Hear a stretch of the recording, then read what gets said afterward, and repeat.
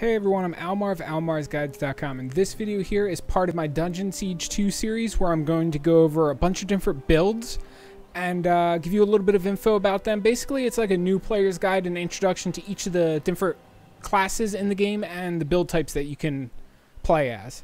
So, in this video we're going to be talking about melee builds. I have currently 3 melee characters on this team. I have a dual-wield Fist of Stone character, which you see me playing right now, the little dwarf. I also have Ava. She's with me, and she's a dual-wield, more melee-focused character, not Fist of Stone. And then I also have Lothar, who's my tank for the team. And I'm going to go through all of the different melee builds, what to expect, where to spend your skills, and stuff like that. This is going to be a little bit more podcasty of a video. I might go over the same point a few times, might ramble on a little bit. And you don't have to watch me as I'm playing. I'm mostly just going to be going through the Broken World expansion through Act 1. And yeah, you can just alt-tab if you want, listen to me instead of watching. But I'm going to break down everything and try to give you as much info as I possibly can. If you would like to see a text version of this guide, go to my website, almarsguides.com, and go to Dungeon Siege. Go to Dungeon Siege 2. It'll be under the computer section, and there will be guides in there for a whole bunch of different aspects of Dungeon Siege.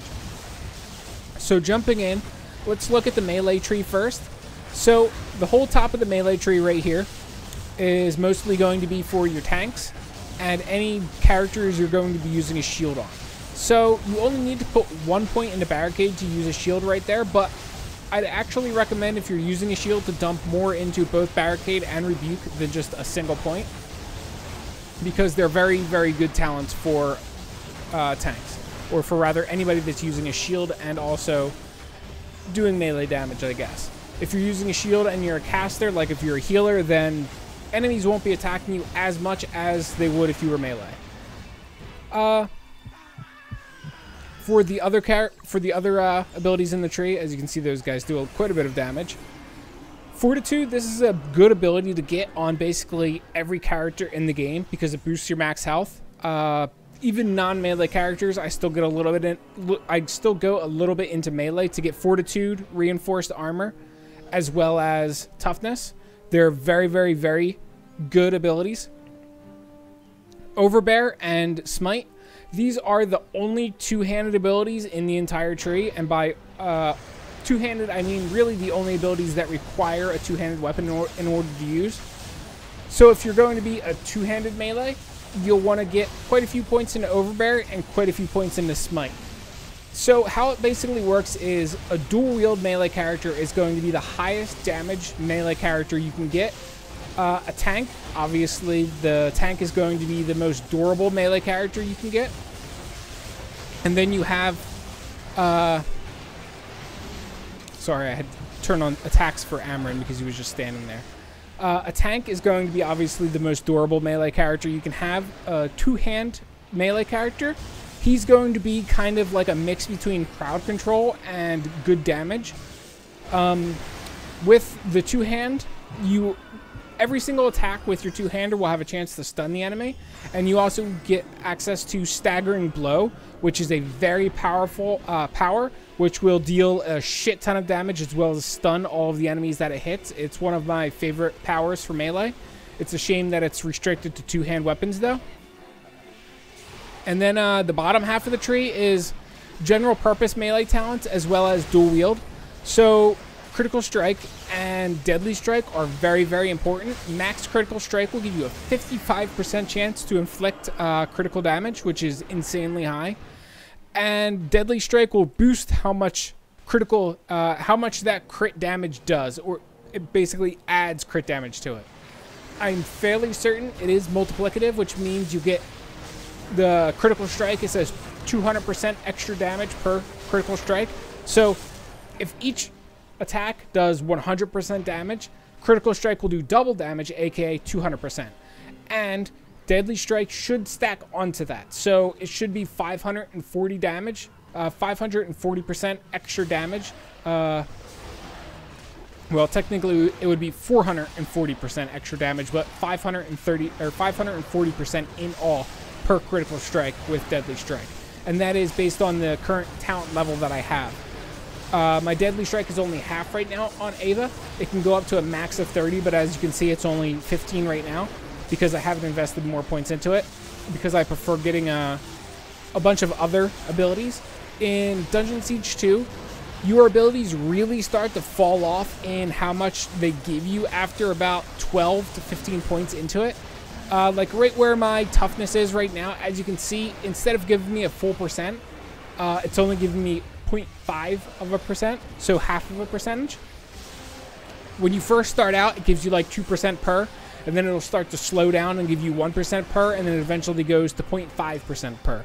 So basically, the more you invest in it, the less benefit it's going to give you. And it's like this for all talents in this entire game.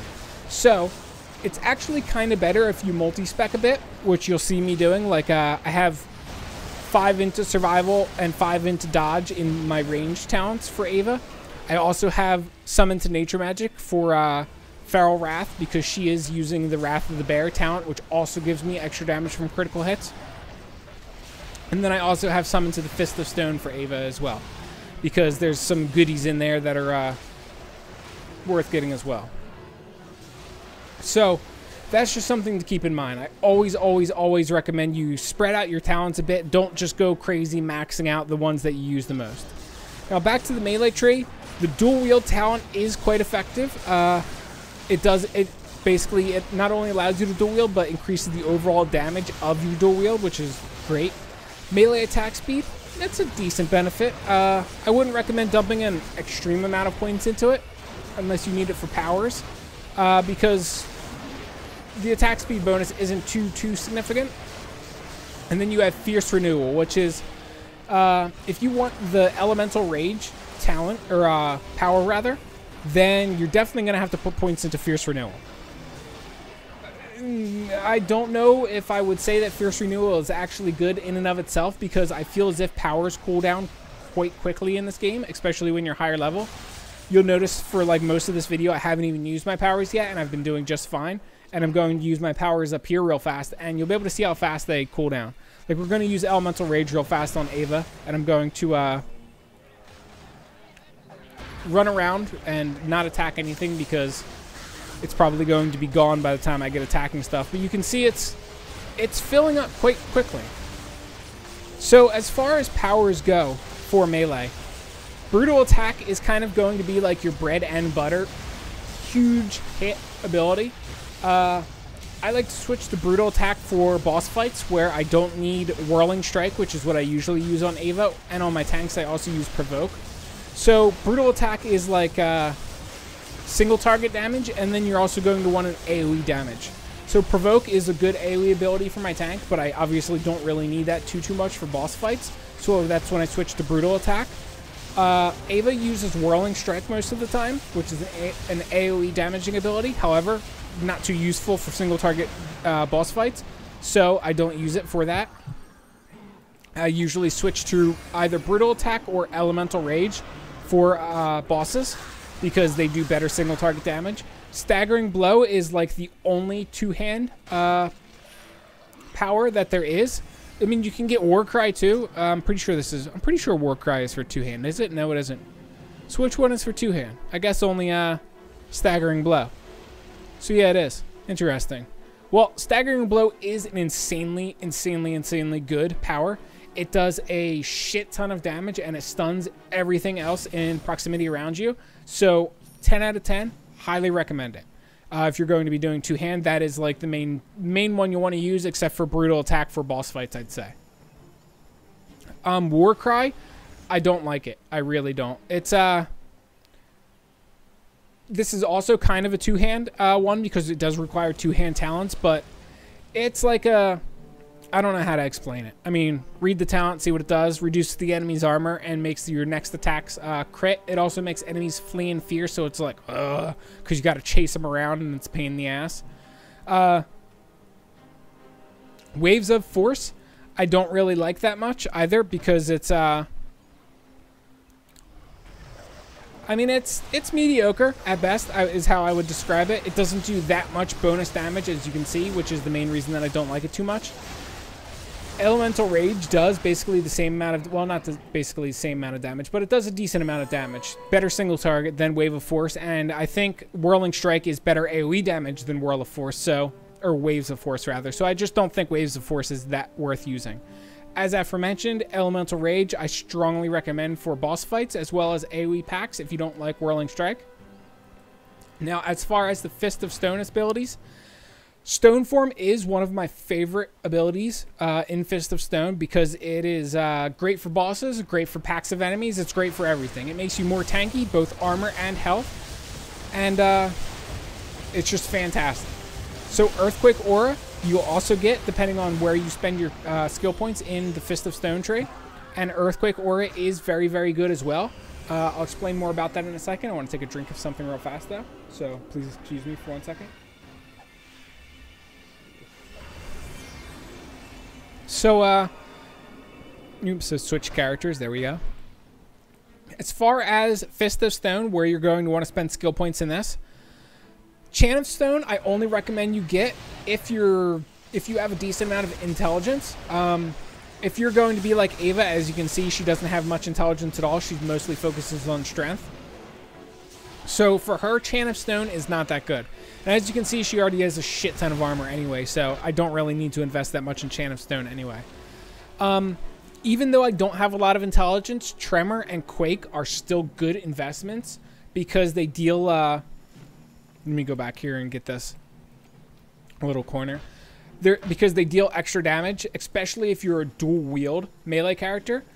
Because it has a chance to proc with each melee swing. Obviously, since you're dual-wield, you're going to be swinging your weapons more. As you can see, though, it doesn't do that good of damage. However, on my other character, the one that's more specialized into Fist of Stone, and he has more intelligence overall. As you can see, his intelligence is a lot closer to strength. My Tremor does a lot more damage. It's basically double the damage. And he also has a bunch more abilities in Fist of Stone, but let's go back to Ava since she's more of a melee Fist of Stone character, or more of a melee character than Fist of Stone. Soul of Strength, I strongly, strongly, strongly recommend if you're going to be using Earth Blast, because it'll boost the damage of Earth Blast, and if you're a dual-wield character, you'll proc Earth Blast a lot more. If you're a tank or a healer or a support melee character, well, no, there is no support melee character, but if you're support Fist of Stone, then you'll want to get defensive enhancements instead, which is down in the bottom of the tree. That will go good with the Defender spell, because Defender is it boosts your armor and it is a defensive enhancement rather than an offensive one. So figure out basically which one you want to do. Do you want Soul of Strength or do you want Soul of Protection? You have to decide for yourself, and only you will be able to make that decision. As I said, or rather, not as I said, but you want to, if you're a dual-wield melee character, or rather this is going to be something you're going to kind of have to figure out on your own. If you have the extra skill points, investing them into Feral Wrath and using the Wrath of the Bear ability is not a bad idea. If you are a two-hand melee character, or if you are a dual-wield melee character, chances are you're going to have some leftover skill points. Looking at my melee tree, there's not much more I could put into these points into for Ava that would get me that dramatic of benefit. If we look at Deadly Strike, hold on, let me run out of this fart cloud. If we look at Deadly Strike, I only get 3% bonus crit hit damage per point, which is, I mean, it's right? So if I got points into Feral Wrath instead, it would actually give me more crit bonus because it would buff Wrath of Bear even more. So let's look, 163%. I bet it'll give me more than 3% if I spend a point into it. 163, so 167, it gave me 5%. So it'll give me 2 extra percent by spending the point there instead of in my melee tree. So those are the little minor things that you have to pay attention to as you're spending your skills on your melee characters, or as you're spending skills in general. So like I said, ranged, I'd recommend a few points in the survival, a few points in the dodge, because that is, I find that 5 points is where you'll get the most benefits. It starts to drop off after you get to 5, and it starts to drop off again, like once you get to about 12 points in there. So keep that in mind. For dual wield and two-hand characters, I don't really recommend that you get a pet. Your points would be better spent elsewhere, like in the Fist of Stone tree. And now let's go through... actually, hold on. Let me cast a chant real fast. Now let's go through my tank tree. I want to show you what I have in here. So as you can see, I have a bunch more towards the upper portion of the tree. I have a bunch more spent into Barricade, a bunch more spent into Rebuke than I did on the other character, obviously, since I'm using a shield. A bunch into Reinforced Armor, Toughness, Fortitude. Not as much into Fortitude as I probably should, or Reinforced Armor. That would buff my survivability more. As you can see, I'm kind of a DPS-focused tank because I was doing quite good on survivability. I don't really recommend Fierce Renewal for your tank. Provoke recharges extremely fast. As is, you don't really need to dump more into Fierce Renewal. Attack speed is a decent benefit, but it's a lot better for dual wield. And obviously, you're not going to need any points into dual wield. You just want to put one into it to make it to Alacrity, and then put one into Alacrity, if that's what you want to do. Ranged, of course, survival and dodge. As you can see, 5/5, because most benefit out of them. For this tank, despite tanks being a little bit more skill point heavy than other melee builds, I did put a bunch into the pet talents, and I mostly did that for Summon Bond, which you see right there. Summon Bond will give a portion of the damage I suffer transferred to my pet.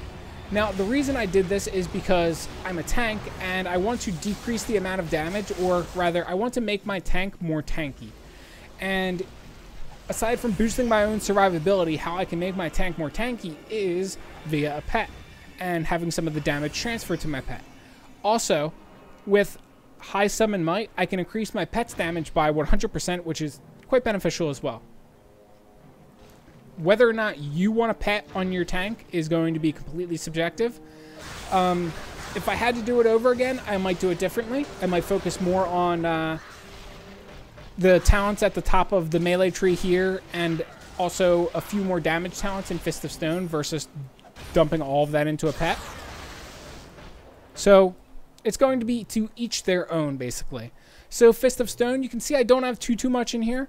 I don't have that much spent into Tremor. I don't have that much spent into Quake. The only reason I have a few points invested into these is because it's an added damage boost. Even if my Tremor doesn't proc for a lot or proc that often, it still does proc off my melee hits, which gives me more damage. And it really is as simple as that. As you can see, I have a lot of spent into Chant of Stone because I want the extra survivability that comes with Chant of Stone. Chant of Stone is like one of the best survivability skills in the entire game. I mean, you really just can't go wrong with it. So fast recovery I like because Lothar, my tank, also, well, he used to use a heal. I used to have him as like a pseudo tank heal. I used to have him cast Nourish, but now I'm using Nourish on somebody else. So that used to be fast recovery. It used to be quite good for him, or rather it used to help for the build, the spec that he was. It also helps when I'm unconscious to recover consciousness faster, and it also increases my health by a really minor, unnoticeable amount when I'm regaining consciousness. I have summoned to Soul of Protection since he uses the Defender spell versus the Blast of Earth spell, so that's good too. Honestly, I might respec Lothar after this video and change a few of these points around here. I would like to swap a few of them out of melee, and I would like to put a few more of them into... I would like to get these 1-point wonders, basically. That 16 strength, 12 intellect, that would be a nice boost. Also, getting the improved Tremor would be a nice boost, and putting more points into Tremor and Quake would make me do a little bit more damage too, so that would be nice. Basically, I would sacrifice all of my pet talents because I would like to get rid of the pet on Lothar, since I think it kind of like ran its purpose, and there's really no... I can still use a pet even without investing any points into the talents, and I can spend those points better elsewhere. Same with the Natural Bond, because I only got that to decrease the amount of mana cost of my pet. And that is, that's really all I can teach you guys about melee. One other important thing that I would say about melee is you want to mix melee with Fist of Stone no matter what, even if you don't want like a multi-class character. in this game, every character is better as multi-class, despite the fact that the game tells you like 10 times at the start of the game to not multi-class your characters. You're going to want to multi-class your characters. If you don't multi-class your characters, you're actually going to, like, if you don't use Defender, or if you don't use Earth Blast, or you don't use any of those abilities that split the amount of XP that you get between two specializations, you'll actually max out how much XP you have quite quickly. And you'll have a lot of wasted XP because you won't gain level ups in your weapons. You can't over level your weapon compared to the level you are. So if you're like level 90, you can't raise melee to 91. You could only raise melee to 91 once you get to level 91. So really, almost all the XP you get while you're level 90 and your melee skill is level 90 is wasted. So that's the reason that it's good to actually have those spells that split your XP between two different specializations, or whatever you would want to call them, skill trees. And yep, that's pretty much all there is for it for melee. If you guys have any other questions, you can leave a comment below. I might still remember a bit about this game, depending on how old this video is when you leave a comment. And also, my website will have a whole written guide with a ton of more information than what I gave you in this video about melee, about Fist of Stone, and about every other build you can possibly do in this game. The last thing that I kind of forgot to go over is spells. Let's see. For basically all melee, I do recommend you put Resurrect, because you never know who's going to die, and you want as many characters to be able to use Resurrect as possible. Since your melee is also going to be splitting some XP between melee and nature, they're perfect candidates for using Resurrect. I would recommend at least one of your melee characters to have a heal on them. Not heal, but rather nourish, because nourish, they don't spam. It'll just be, he'll throw it once every 6 seconds on whoever's taking damage. So it's a nice little heal over time to go along with, or to basically a spot healer is what it'll operate as. Aside from that, that's it. Don't use any active spells. You don't want to use, like, you see Ice Ball here. Don't use it. Only use it if you're going to be raising your nature magic. And I wouldn't really recommend combat magic. It's not a good mixture for melee. The only spell that is useful in combat magic for melee would be Corpse Transmutation, because it gives you more armor. And if you don't know, armor is insanely good in this game. Armor decreases the amount of damage you take from all incoming physical damage, which is very important. Because most of the damage in this game is physical damage, either melee or ranged. And that's really all there is to it.